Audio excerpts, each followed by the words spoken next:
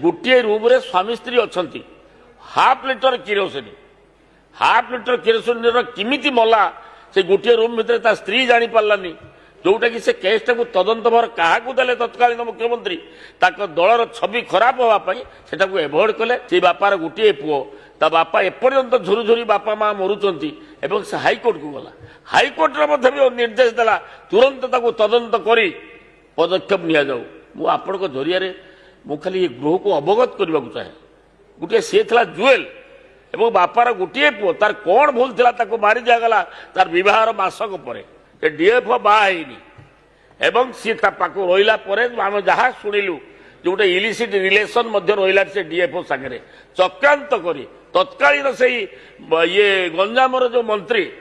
जंगल मंत्री सी हस्तक्षेप कले सी हस्तक्षेप करने फल से कौन है से केस पूरा कुआड़े उभार हो गला विरुद्ध में किसी एक्शन है तेणु तुरंत माने मो मुख्यमंत्री आपण जरिया नवेदन करने को चाहे से जो केस को दीर्घ से हूँ कलंकित अध्याय बीजेडी वाला केते लोक मारी सौम्यरंजन महापात्र मारिदेला भितर से भी तत्कालीन राज्य सरकार संपृक्त रही तेणु आपण जरिया नवेदन कर केसटा को बुझा जाऊ गोटे भारी गुरुत्वपूर्ण कथा एवं अत्यंत स्पर्शकातर इश्यू मोर कहबार तात्पर्य हूँ आज्ञा सौम्यरंजन महापात्र से मो गाँव पिला सी आम से अंचल गर्व करूँ से आईएफएस पाइला नुआ पिलाटे से चाकरी पाइला सेठी आमर गंजाम रे एवं सेठी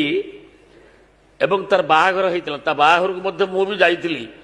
एवं सेठी से पिलाटी एत सुंदर पिला गर्व करूँ नुआ करके सेभलिया निर्वाचन बेले से आईएफएस पाइला टपर होता सी पोस्टिंग परे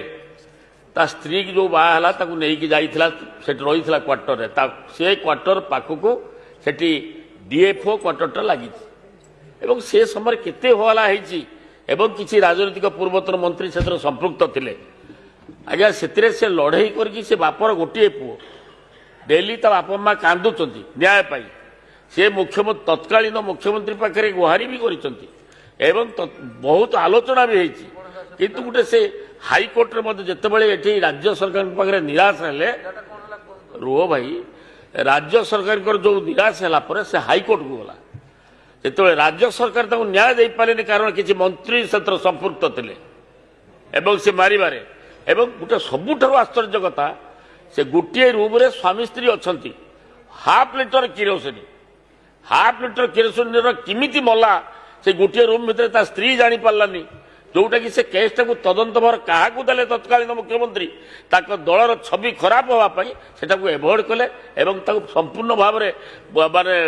कार्यकारी इनक्वारी कले एवं से केस को आम जिते न्याय न पाइलु ता बापा जिते से बापार गोटे पुओ ता बापा एपर्यंत झुरी झुरी बापा माँ मरुंच से हाइकोर्ट को गला हाइकोर्ट निर्देश देला तुरंत तदंत करी पदक्षेप नि जाऊ आपण जरिया मु खाली गृह को अवगत करने को चाहे गोटे सी था जुएल एवं बापार गोटे पुओ तार कौन भूल था मारी दिगला तार बहार मासक पर एवं से मला कौटी से जो क्वार्टर रे दिखाई से क्वार्टर को लगी से डीएफ क्वार्टर से डीएफ बाहनी एवं सी पाखु रहा आम जहाँ शुणिलु जो गोटे इलिसिट रिलेसन रहा से डीएफ सागर चक्रांत करी तत्कालीन से ये गंजामर जो मंत्री जंगल मंत्री सी हस्तक्षेप कले सी हस्तक्षेप करने फल से कौन है से केस पूरा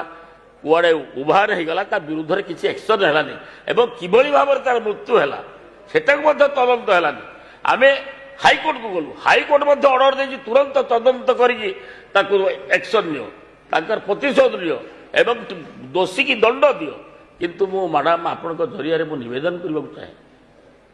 सरकार गला से तो कलेनी ये वर्षे 3 मास भीतर आम हाइकोर्ट करी हाइकोर्ट जेहेतु निर्देश देती तदंत हम कैश ड्रप हम ना तेणु मुझे जरिया नवेदन करने को चाहे आम प्रिय मुख्यमंत्री को सी तो सब कथा सी लोक मुख्यमंत्री सी आम मुख्यमंत्री एवं मुझे जरिया दाबी रखुची तुरंत से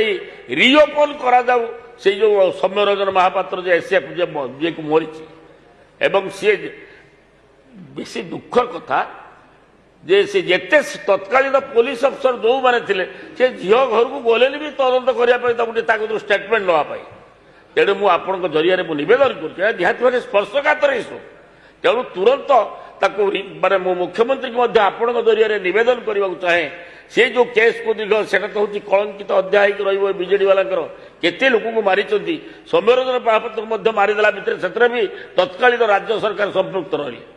ତେଣୁ ମୁଁ ଆପଣଙ୍କ ଜରିଆରେ ନିବେଦନ କରୁଛି କେସ୍ଟାକୁ ବୁଝାଯାଉ ଏବଂ ତଦନ୍ତ ହଉ, ତା ବାପାଟି ନ୍ୟାୟ ପାଉ। ବାପା ମାର ଗୋଟିଏ ପୁଅ, ସେ ଚାଲିଗଲା ପରେ ମଧ୍ୟ ସେ ବସି କାନ୍ଦୁଛି। ପୁରା ସମ୍ପୂର୍ଣ୍ଣ ଭାବରେ ତତ୍କାଳୀନ ସରକାର ଯୋଉ ବିଜେଡି ସରକାର ଥିଲା ସେମାନେ ମାନେ ସମ୍ପୂର୍ଣ୍ଣ ଭାବରେ ସେମାନେ ପୁରା ନୀରବ ରହିଲେ ଏବଂ ସେଇ ସୌମ୍ୟରଞ୍ଜନ ମହାପାତ୍ରକୁ ନ୍ୟାୟ ଦେଇପାରିଲେ ନାହିଁ। ଆମେ କେସ୍ କଲା ପରେ ମଧ୍ୟ ଏବେ କେସ୍ରେ ସତ୍ୟର ଜୟ ହେଇଛି ଏବଂ ସେ ଯେ ତାକୁ ତଦନ୍ତ ପାଇଁ ନିର୍ଦ୍ଦେଶ ଆସିଛି। ମୁଁ ଆପଣଙ୍କ ଜରିଆରେ ନିବେଦନ କରିବାକୁ ଚାହେଁ ମାନେ ସୌମ୍ୟରଞ୍ଜନ ମହାପାତ୍ରକୁ ମାରିଛି କିଏ, କେମିତି ମଲା, ଅଧା କେଜି କିରୋସିନରେ କେମିତି ସେ ପୋଡ଼ି ହେଲା ଏବଂ ତାର ଡେଡ୍ ବଡି କି ଏବଂ ସେଥିରେ ପୋଡ଼ି ଥିଲା ତାକୁ ଆଣିବା ପାଇଁ ପ୍ରାୟ 30 ସେଠି ମାନେ ମେଡିକାଲ ଅଛି ତାକୁ ଘିନିକି ଆସିଲେ ଯୋଉଟାକି ଆମର ଇଏରେ ବ୍ରହ୍ମପୁରରେ ମାନେ ମେଡିକାଲ କଲେଜ ଅଛି ସେଠି ନ ନେଇ ତାକୁ ଘିନି ଆସିଲେ ଏଇ ଯୋଉ କଟକରେ ତାକୁ ଦେଖୁ ଦେଖୁ ତାର ଆତ୍ମା ଚାଲିଗଲା ଏବଂ ଜାଣି ଶୁଣିକି ମଝିରେ 3 ଥର ଆପଣ ଶୁଣିଲେ ଆଶ୍ଚର୍ଯ୍ୟ ସେ ଷ୍ଟୋରି। ସେ ତାର ସୌମ୍ୟରଞ୍ଜନ ମହାପାତ୍ର ପୋଡ଼ି ଯାଇଛି, ସେ ପୁଡ଼ନ୍ତ ଅବସ୍ଥାରେ ତାକୁ ଆଣିକି ରାସ୍ତା ମଝିରେ ରାତି ସାରା ଠିଆ କରାଇଛନ୍ତି ତାଙ୍କର ଆମ୍ବୁଲାନ୍ସ ଗାଡ଼ି। ସେ ଦିନର ଇତିହାସକୁ ମନେ ପକାଇଲେ